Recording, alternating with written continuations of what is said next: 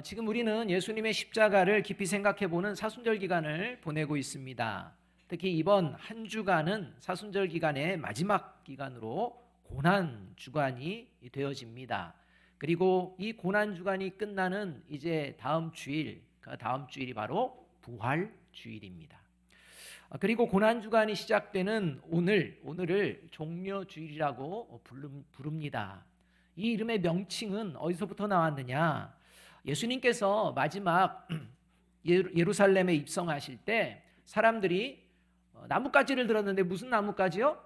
종려나무 가지를 들고서 예수님을 찬송하며 맞이하였다는 요한복음 12장의 말씀에 의거해서 종려주일이다, 이렇게 불리우게 되었습니다. 여러분, 사람은 누구나 몇 번 인생을 사는 것입니까? 한 번 삽니다. 혹시 뭐 두 번 살고 싶으신 분 있어도 안 됩니다.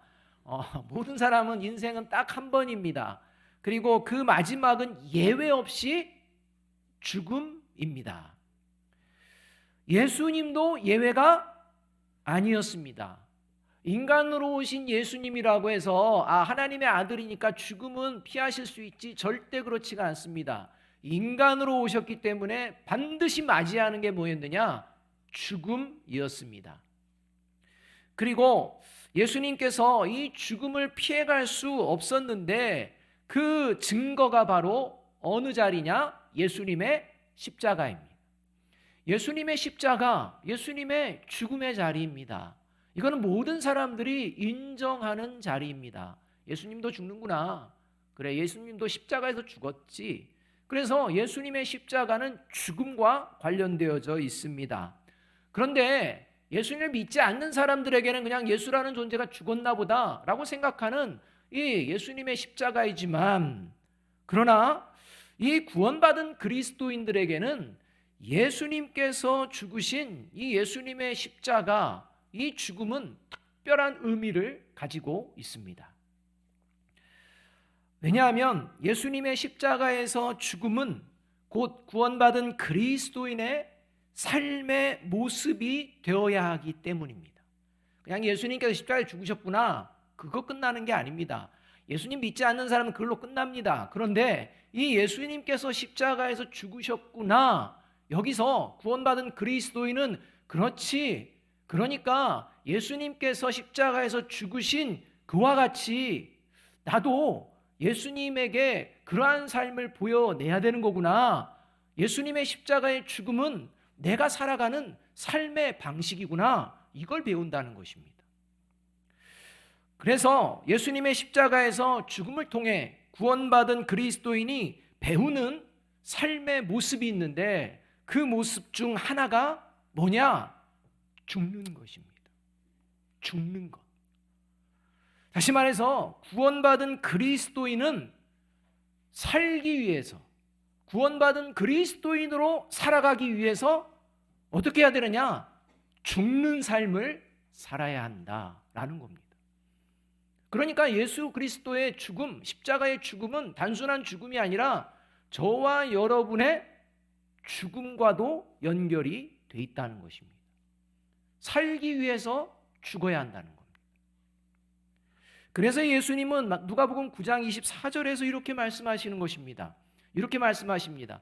누구든지 제 목숨을 구원하고자 하면 잃을 것이요, 누구든지 나를 위하여 제 목숨을 잃으면 구원하리라. 여기서 나를 위하여 제 목숨을 잃으면 죽는다는 겁니다. 그래서 바로 구원받은 그리스도인의 삶의 모습은 어떤 것이냐? 살기 위해 죽어야 한다, 이 의미라는 것입니다. 이 모습을 오늘 우리가 읽은 본문에서 예수님이 이제 말씀으로만이 아니라 직접 행동으로 보여주십니다. 그 모습이 28절 말씀입니다. 28절 말씀 함께 한번 읽어보겠습니다. 시작. 예수께서 이 말씀을 하시고 예루살렘을 향하여 앞서서 가시더라. 이 말씀에 의하면 예수님께서 이제 예루살렘을 향하여 가시는데 어떻게 가셨다고 말씀합니까? 앞서서, 앞장서서 가셨다는 것입니다. 예수님은요, 예루살렘에 입성하기 전에 이미 세 차례에 걸쳐서 제자들에게 예루살렘에 예수님이 가는 이유는 뭐냐? 고난을 받고 죽기 위함이다. 이것을 한 번만 얘기한 것이 아니라 세 번에 걸쳐서 반복적으로 말씀해 주셨습니다. 예루살렘에 죽으러 가시는 겁니다.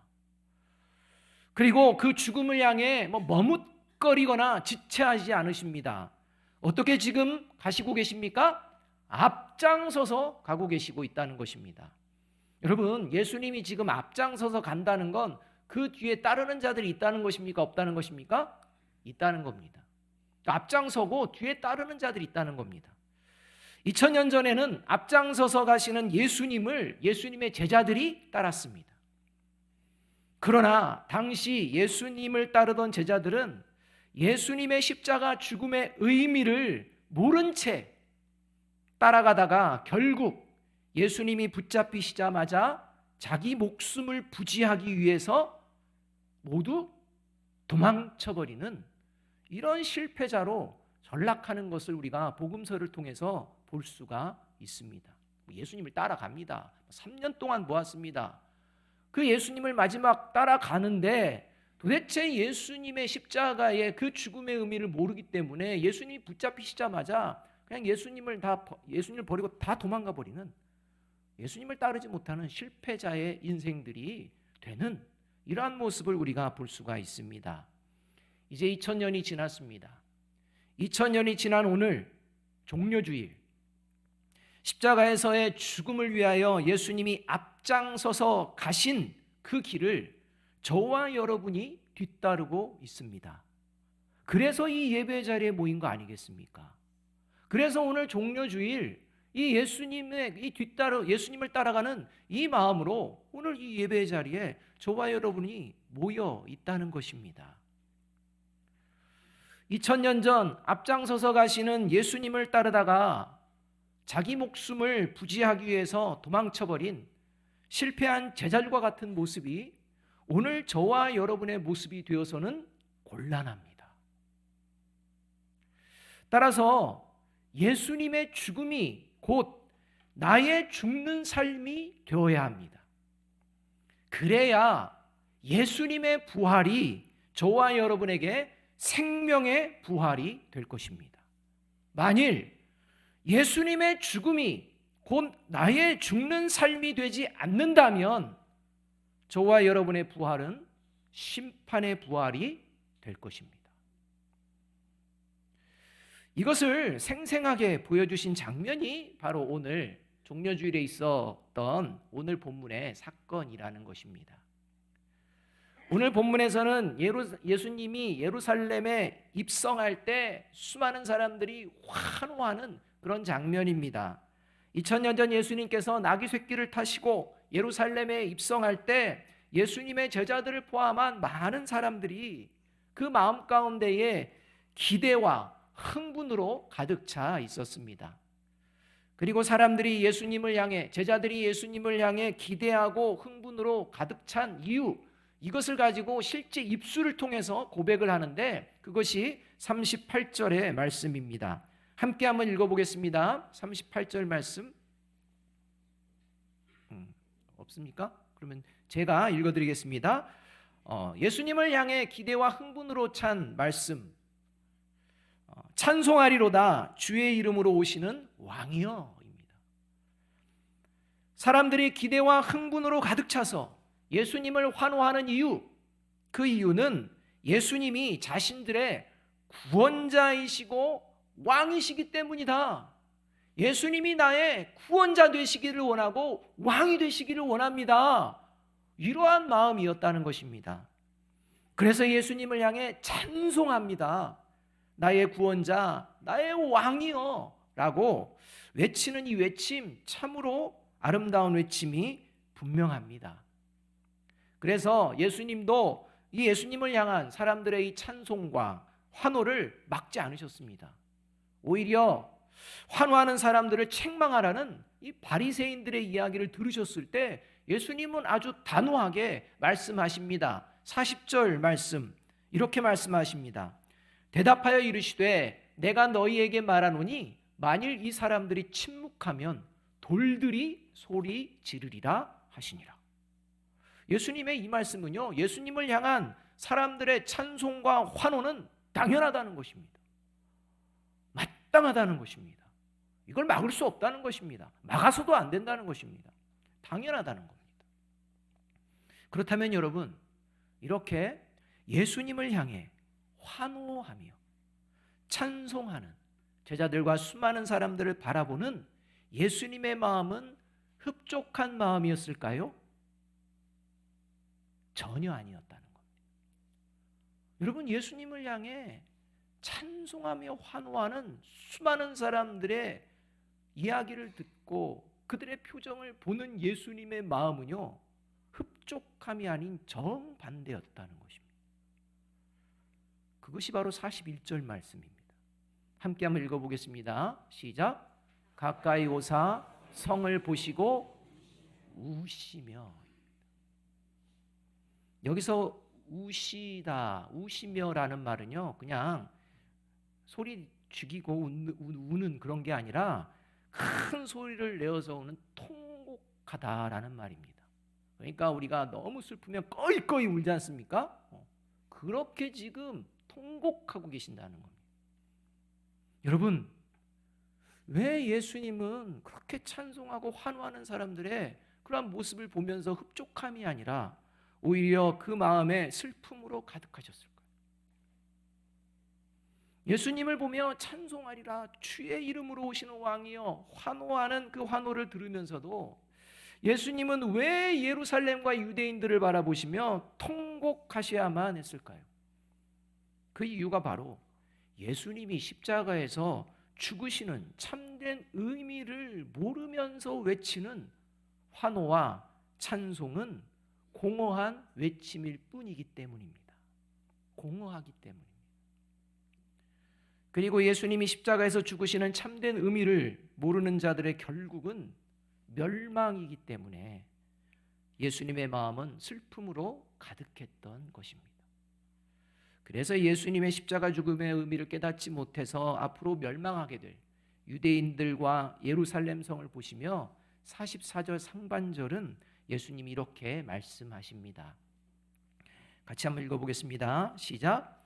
또 너와 및 그 가운데에 있는 내 자식들을 땅에 메어치며 돌 하나도 돌 위에 남기지 아니하리니. 겉으로는 예수님을 높이고 찬양하고 왕이라고 하지만 그들은 앞으로 어떻게 될 존재냐? 멸망받을 이러한 존재로 전락하게 된다는 것을 예수님은 아셨다는 것입니다. 그래서 슬픔이 가득하셨습니다. 그 외침이 기쁨이 되지 못하셨습니다. 그 외침은 마땅한 외침입니다. 그러나 슬프셨습니다.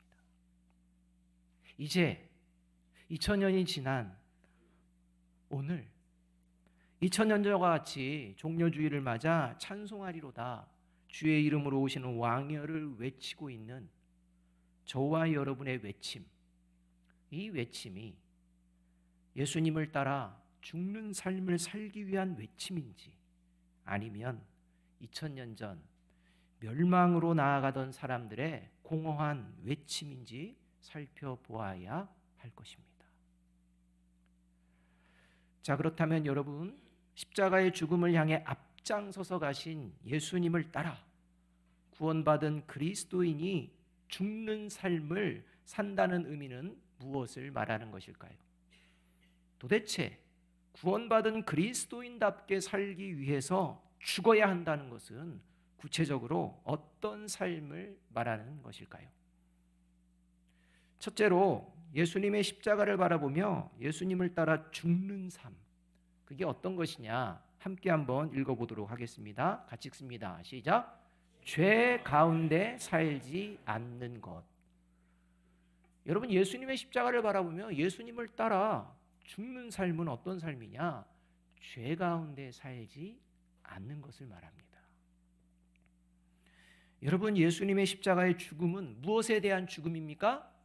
죄에 대한 죽음입니다. 따라서 예수님을 따라서 죽는 삶을 산다는 것은 더 이상 죄 가운데 살지 않는 것, 죄의 종이 되지 않는 것을 의미합니다. 아무리 수백 번 목소리를 높여서 찬송하리라, 주의 이름으로 오시는 왕이여라고 목 터지게 외칠지라도 죄 가운데 산다면 그의 삶은 멸망으로 나아가는 자리라는 것입니다. 그래서 구원받은 그리스도인의 삶의 모습을 로마서 6장 1절과 2절 6절은 이렇게 분명하게 말씀해 주고 계십니다. 함께 읽어보겠습니다. 시작.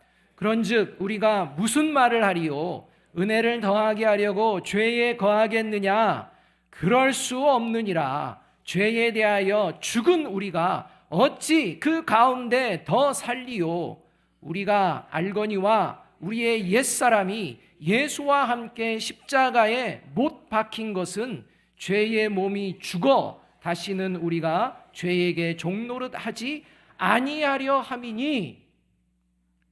이 말씀에 의하면 구원받은 그리스도인은 예수님의 십자가의 죽으심과 함께 옛사람이 죽은 존재라는 것입니다.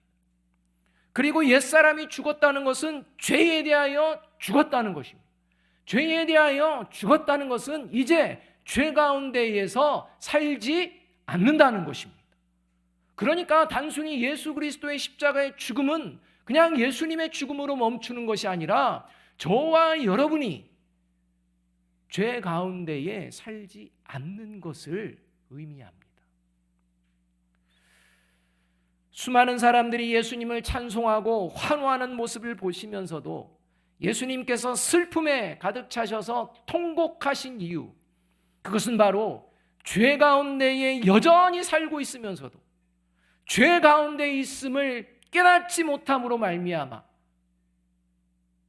심지어 불법을 저지르고 죄를 짓는 그러한 모습들, 이러한 모습들로 말미암아 멸망에 처하게 될 유대인들의 모습을 아셨기 때문에. 여러분, 지금 우리가 살아가는 이 시대는요, 죄 가운데 있으면서도 부끄러운 줄 모르는 뻔뻔함이 극치에 달하는 이런 시대 가운데 살아갑니다. 죄를 짓습니다. 죄라고 하는 사람이 있습니다. 들으면서도 부끄러워하지 않습니다. 그 정도는 다 그렇게 한다는 것입니다. 여러분, 이런 시대입니다. 많이 배웠느냐, 적게 배웠느냐, 그런 거 없습니다. 심지어는 불법을 저지르고 죄를 짓는 모습을 실시간으로 자랑 삼아서 유튜브에 올리는 이런 일들도 벌어진다는 겁니다. 이런 어처구니 없는 일들이 지금 계속 벌어집니다. 로마서 1장에서는 영원한 멸망에 처하는 대표되는 죄 목록을 하나님이 가르쳐주고 계십니다. 그러니까 성경에는 멸망으로 향하는 죄와 관련된 죄의 목록들이 많이 나오는데 이것들을 대표적으로 좀 모아놓은 이 말씀이 로마서 1장에 나옵니다. 저와 여러분이 이 말씀을 보시며 들으시며 지금 죄에 대하여 내가 죽었는지 아니면 여전히 죄를 붙들고 그 가운데에서 살고 있는지 살펴보아야 합니다. 그 말씀이 로마서 1장 29절에서 32절의 말씀입니다. 죄 가운데에 살아가는 그러한 존재들의 모습입니다. 제가 천천히 읽을 텐데 저와 여러분 자신을 한번 돌아보시기 바랍니다. 곧 모든 불의, 추악, 탐욕, 악의가 가득한 자요, 시기, 살인, 분쟁, 사기, 악독이 가득한 자요, 수군수군하는 자요, 비방하는 자요, 하나님께서 미워하시는 자요, 능욕하는 자요, 교만한 자요, 자랑하는 자요, 악을 도모하는 자요, 부모를 거역하는 자요, 우매한 자요, 배약하는 자요, 무정한 자요, 무자비한 자라. 그들이 이 같은 일을 행하는 자는 사형에 해당한다고 하나님께서 정하심을 알고도 자기들만 행할 뿐 아니라 또한 그런 일을 행하는 자들을 옳다 하느니라. 특별히 이 32절 말씀, 이 말씀을 오늘 예배드리는 모든 그리스도인들은 새겨서 들어야 합니다. 지금 죄 가운데 거하는 이런 죄의 목록에 해당되는 것들을 행하는 자는 사형에 해당한다고 하나님께서 정하심을 어떻게 한다? 알고도, 모르는 게 아닙니다. 들었지 않습니까? 알고도 여전히 행하고, 그렇게 행하는 자들 괜찮아, 뭐 그런 정도는 괜찮아 라고 하며 살아간다는 것입니다. 죄 가운데 살아가는 자들의 특징입니다. 최근 러시아 모스크바의 한 공연장에서 총격 테러가 발생했습니다. 그래서 수많은 사람들이 죽고 지금 뭐 다쳤는데 사상자가 계속 늘어나고 있다는 그러한 기사를 보았습니다. 그런데 미국 정부 당국에서 사전에 이런 테러 첩보를 입수를 했다는 겁니다. 그래서 이 정보를 러시아 측에 전달했는데 러시아가 이 정보를 무시했다는 겁니다. 그래서 이런 결과가 초래된 이유 중에 하나가 경고하는 정보를 무시했기 때문이다. 이런 기사의 내용을 보았습니다. 여러분, 이런 기사의 내용을 저와 여러분이 보면 그런가 보다 넘어갈 게 아닙니다. 하나님의 음성을 들어야 합니다. 여러분, 종려주의를 맞이하는 오늘 하나님은 분명하게 경고하십니다. 죄의 대가, 죄 가운데 사는 자의 결과, 영원한 형벌, 심판, 사형이라고 말씀하십니다. 그럼에도 불구하고 끝까지 예수님의 십자가를 바라보면서도 하나님의 경고를 무시하고 죄 가운데에 고집하며 살아가는 자가 있습니다. 여러분, 그들의 결과 어떻게 될까요? 반드시 심판에 이르게 됩니다. 여러분, 구원받은 그리스도인은 죄 가운데 있으면요 신앙생활이 결코 즐겁지 않습니다. 죄 가운데 있으면요 구원받은 그리스도인은 신앙생활이 즐거움이 사라집니다. 여러분, 이상한 특징입니다. 그게 죄 가운데 있는데도 뭐 살아가는 게 뭐 기쁘고 즐겁다. 여러분, 그 사람에게는 성령이 없습니다. 근데 구원받은 그리스도인은요 죄 가운데 사는 순간 신앙생활이 즐겁지가 않습니다. 왜냐하면 그 안에 계신 성령님께서 근심하시기 때문입니다. 이 근심을 느낍니다. 그래서요 신앙생활의 즐거움이 사라집니다. 여러분, 신앙생활의 즐거움이 사라지셨습니까? 그러면요 뒤집어서 얘기하면 지금 죄 가운데 있다는 겁니다. 바라기는 오늘 이 시간 예수님의 십자가를 바라보며 죄에 대하여 죽는, 그래서 더 이상 죄 가운데 살지 않기를 다짐하는 저와 여러분이 되시기를 주님의 이름으로 축복합니다. 둘째로, 예수님의 십자가를 바라보며 예수님을 따라 죽는 삶은 어떤 삶이냐? 같이 한번 읽어보겠습니다. 시작. 자기를 부인하며 살아가는 것. 여러분, 자기를 부인한다는 것은요 자기를 천하게 여기고 자기를 아무 쓸모없이 여기고 그런 말이 아닙니다. 성경에서 말하는 자기를 부인한다는 것은 나의 생각, 나의 감정, 나의 경험은 언제든지 틀릴 수 있음을 인정하고 오직 하나님만이 옳으심을 믿고 하나님의 도우심을 구하며 살아가는 삶의 태도, 이게 자기를 부인하는 것입니다. 언제나 나는 틀릴 수 있는 존재라 이것을 인정하며 하나님만이 옳으심을 늘 기억하고 그 하나님의 도우심을 구하며 살아가는 삶의 태도, 이게 자기 부인이라는 겁니다.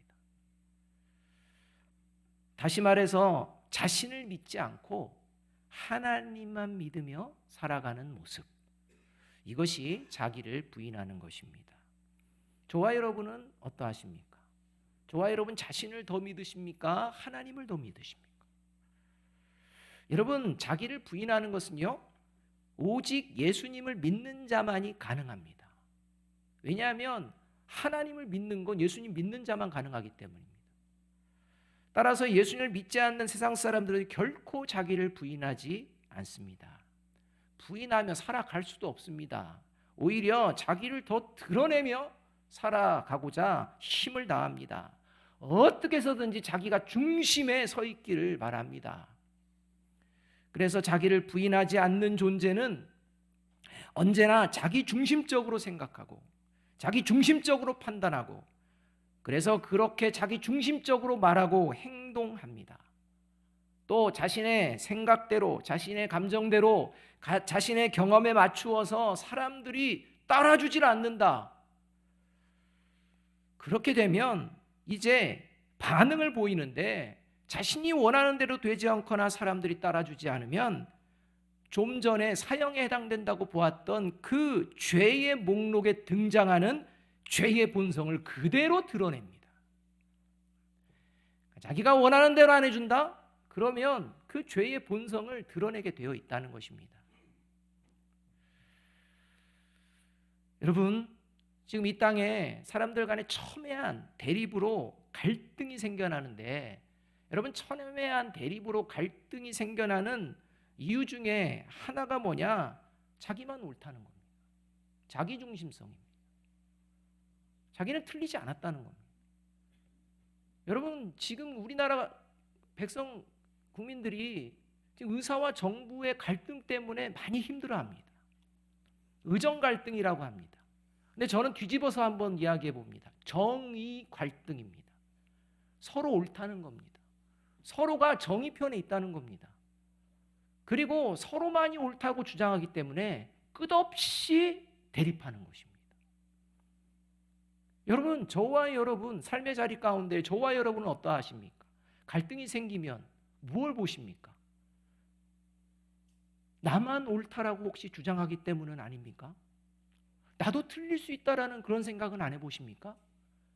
그래서 서로 이야기하며 부족한 부분들을 보완해내는 이러한 지혜가 필요한데, 이러한 지혜가 없이 나만 옳다는 겁니다. 자기중심성입니다. 오늘 본문에 등장한 사람들의 모습이 바로 그런 사람들의 모습입니다. 그래서 하나님이, 예수님이 슬프신 겁니다. 37절과 38절 말씀 먼저 함께 한번 읽어보겠습니다. 같이 읽습니다. 시작. 이미 감람산 내리막길에 가까이 오심에 제자의 온 무리가 자기들이 본 바 모든 능한 일로 인하여 기뻐하며 큰 소리로 하나님을 찬양하여 이르되 찬송하리로다. 주의 이름으로 오시는 왕이여 하늘에는 평화요 가장 높은 곳에는 영광이로다 하니.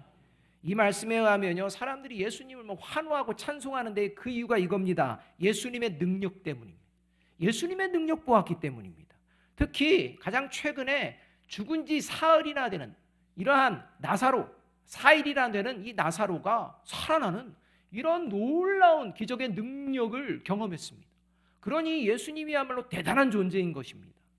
그 예수님께서 그 예수님의 기적과 권능을 사용하셔서 자신들이 지금까지 바래왔던 이러한 로마 제국을 물리치고 위대하고 강한 나라, 이런 강한 나라가 될 수 있을 것이라는 이러한 기대로 가득했습니다. 제자들도 그랬습니다. 그래서 제자들의 모습에 그러한 기대가 보이는데, 그 모습이 35절에서 제자들이 나귀 새끼의 등에 예수님을 태우시는 장면입니다. 마태복음, 마가복음, 요한복음에는요, 예수님께서 나귀 새끼를 직접 타셨다 이렇게 기록합니다. 그런데 유독 이 누가복음에서는 예수님이 나귀를 타시는데 누가 태웠다? 제자들이 태웠다 이렇게 나옵니다. 결국은 예수님이 나귀 새끼를 속히 타시도록 제자들이 예수님을 재촉했다는 겁니다. 왜냐하면 제자들의 마음은 예수님이 예루살렘에 입성하셔서 왕에 오르시면 자신들도 한 자리를 차지할 수 있다는 욕망, 그 기대로 마음이 급했기 때문입니다. 빨리 가고 싶은 것입니다. 예수님을 향한 제자들과 수많은 사람들의 환호는 십자가의 죽음을 향하는 예수님의 마음에는 관심이 없습니다. 오직 자신들의 욕망을 채워줄 세속적인 정치적 메시아에게만 관심이 있었던 것입니다. 그래서 며칠이 못 가 예수님께서 자신들의 욕망을 채워줄 수 있는 정치적 메시아가 되지 못한다라는 사실을 알게 되자마자 제자들은 모두 도망가고, 수많은 사람들의 환호와 찬송했던 그 사람들은 이제 예수님의 십자가에 못 박으라는 분노의 함성으로 변화되고, 네가 메시아라면 네가 너를 구원하여 십자가에서 내려와 봐라고 조롱하는 소리로 바뀌었다는 것입니다. 자신의 욕망이 채워지지 않았기 때문에 그 안에 숨겨져 있던 죄의 본성이 다 드러나는 것입니다. 또 39절과 40절 말씀 이렇게 말씀합니다. 함께 한번 읽어봅니다. 같이 읽습니다. 시작. 무리 중 어떤 바리새인들이 말하되 선생이여 당신의 제자들을 책망하소서 하거늘 대답하여 이르시되 내가 너희에게 말하노니 만일 이 사람들이 침묵하면 돌들이 소리 지르리라 하시니라. 이 말씀에 의하면 바리새인들은 예수님을 왕이라고 외치는 소리 듣기 싫다는 겁니다. 그래서 제자들을 책망하라고 예수님께 요구하는 것을 볼 수 있습니다. 왜냐하면 예수님을 왕으로 받아들이기 싫다는 것입니다. 그리고 예수님을 왕이라고 외치는 그 소리로 말미암아 로마의 황제에게 밉보이면 지금 자신들이 누리고 있는 기득권, 이걸 유지하는데 큰 위협이 되기 때문입니다. 자신의 욕망과 기득권을 유지하기 위해서 예수님이 왕이 되시면 안 되는 것입니다. 자기 중심입니다. 하나님의 말씀을 맡은 종교 지도자들입니다. 근데 하나님의 말씀은 없습니다. 그래서 그들의 실체는 하나님의 말씀을 믿고 따르는 것이 거짓임이 드러나고 오직 자기 중심적으로 살아가는 존재라는 사실이 오늘 본문을 통해 여과 없이 드러나고 있다는 것입니다. 여러분, 우리는 모두 예외 없이 죽습니다. 그때는 선택의 때가 아니라 구원과 멸망이 결정되는 때입니다. 그때는 세상을 살아가는 동안 예수님의 십자가를 바르게 믿으며 살았는지 그렇지 못했는지가 아주 밝히 드러나는 때입니다.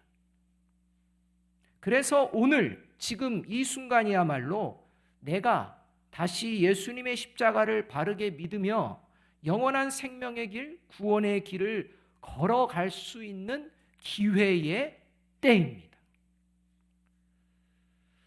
저와 여러분이 살아계신 하나님의 말씀을 들으면서도 영원한 생명의 길, 예수 그리스도를 따라 죽는 삶이 아니라 그저 내 목숨 부지하기 위해서 내 생각과 내 감정과 내 경험을 따라 살아가기를 고집한다면 그때 저와 여러분은 구원의 길과는 전혀 관계없는 멸망의 길이 될 것입니다. 그것을 예수님이 2000년 전에 보시며 통곡하셨습니다. 그 통곡이 저와 여러분의 마지막 통곡이 되지 않기를 간절히 소망합니다. 특히 이번 주간은 고난주간입니다. 진정한 부활의 아침을 맞이하기 위해서는 이번 주간 매일매일 내가 죄 가운데 살고 있는 것은 아닌지 돌아보며 예수님의 십자가를 바라보며 죄에 대하여 하루하루 죽으며 한 주간을 살아낼 수 있는 성령의 사람임을 스스로 확인하는 기간이 되시기를 주님의 이름으로 축복합니다. 마지막으로 우리 누가복음 9장 23절 24절 말씀 함께 한번 읽어보겠습니다. 같이 읽습니다. 또 우리에게 이르시되 아무든지 나를 따라오려거든 자기를 부인하고 날마다 제 십자가를 지고 나를 따를 것이니라. 누구든지 제 목숨을 구원하고자 하면 잃을 것이요 누구든지 나를 위하여 제 목숨을 잃으면 구원하리라. 예수 그리스도의 십자가를 바라보시며 예수 그리스도를 따라 이제 죽는 삶, 죄 가운데 거하지 않는 그 삶을 살아내기를 다시 한번 다짐하며 하나님께 영광 올려드리는 이 예배가 되어지기를 주님의 이름으로 축복합니다. 기도하겠습니다.